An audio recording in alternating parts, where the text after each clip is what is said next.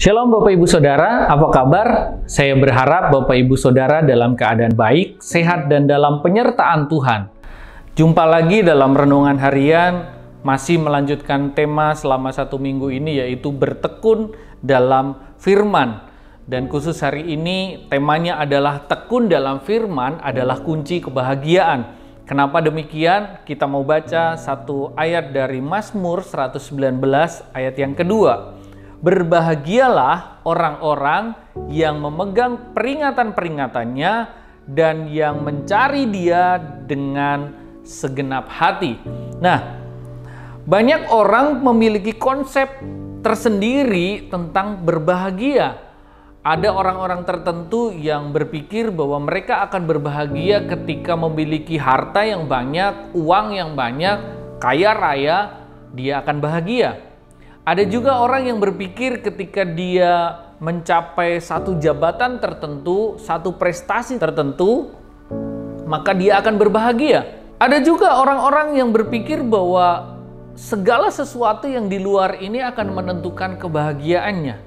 Namun ini akan menjadi berbeda ketika kita bertekun dalam firman, karena orang-orang yang bertekun dalam firman di sini berbahagia ternyata bukanlah usaha dari apa yang di luar, tetapi berbahagia adalah hasil dari apa yang di dalam. Apa yang di dalam itu adalah firman Tuhan. Nah, kita bisa lihat dalam Lukas 11 ayat yang ke-28, firman Tuhan berkata bahwa tetapi ia berkata, di sini Yesus berkata, yang berbahagia ialah mereka yang mendengarkan firman Allah dan yang memeliharanya. Ternyata kebahagiaan adalah hasil dari orang yang mendengarkan firman Tuhan itu masuk ke dalam hatinya, dan itulah yang membuat berbahagia. Tetapi bukan hanya berhenti kepada mendengarkan saja.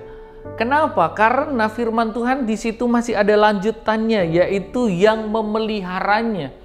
Tentunya kebahagiaan akan lengkap ketika kita mendengarkan firman dan juga memeliharanya. Kalau kita baca firman Tuhan dalam Lukas ini dalam versi bahasa Indonesia masa kini, kita akan menemukan hal yang menarik. Karena firman Tuhan berkata begini, tetapi Yesus menjawab, lebih berbahagia lagi orang yang mendengar perkataan Allah dan menjalankannya. Kebahagiaan akan lengkap ketika kita bukan hanya mendengarkan perkataan Allah, bukan hanya mendengarkan firman Tuhan, tetapi ketika kita menjalankannya. Di sini bahkan firman Tuhan berkata, lebih berbahagia lagi. Oleh sebab itu, biar kita sama-sama bukan hanya belajar akan firman Tuhan, bukan hanya membaca firman Tuhan, bukan hanya mendengarkan firman Tuhan, bukan hanya merenungkan firman Tuhan, tetapi kita mengerjakan firman Tuhan itu setiap hari. Pastilah kebahagiaan itu tidak akan pernah lepas dari kehidupan Bapak Ibu Saudara. Tuhan Yesus memberkati.